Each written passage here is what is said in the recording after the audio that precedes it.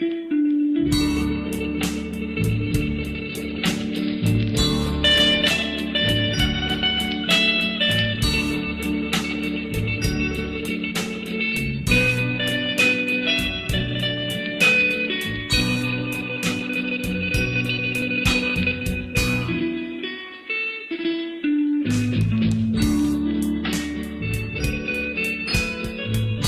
រាន់តែបានយល់ស្គាល់ខាងប្រាចិនលួចប្រាប់ណាលើស្រីគេក៏មិនលួចនឹកស្រមៃឃើញតែខាងស្រីក៏នឹងមេត្តា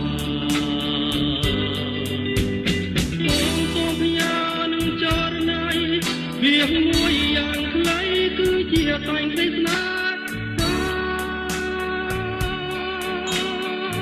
សូមអូនមេត្តា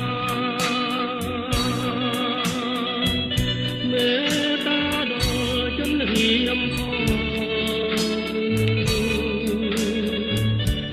តែបំណងបងស្នេហ៍តែបលែ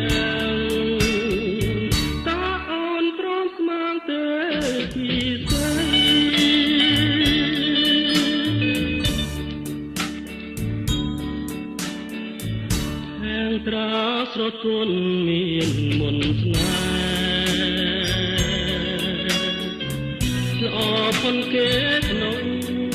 លោកនេះបើសិនអូនព្រមរួមពីសម័យចរណហើយតែគុំព្រួយចិនដាច្រៀងចំរៀងស្នេហ៍ច្រៀងភ្នំបំពេប្រលឹងដែលរៀងស្នេហ៍បាត់តាណាសូមចិនដាចេះប្រណីសូមចិត្តថ្លៃចេះខានទេខនដង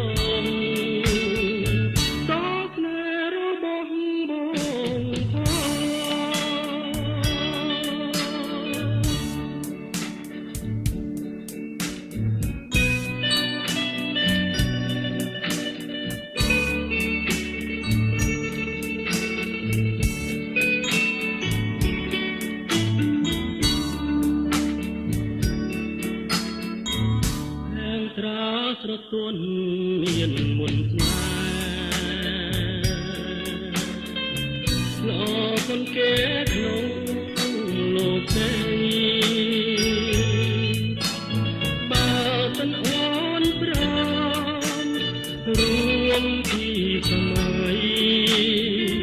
ចរណហើយក៏គុំព្រួយចិនដាសូមច្រៀងចំរៀងស្នេហ៍ច្រៀងភ្នំបំពេប្រលឹងដែលរៀងស្នេហ៍បាត់តាណាសូមចិនដាចេះប្រណីសូមចិត្តថ្លៃចេះខន្តីសនដ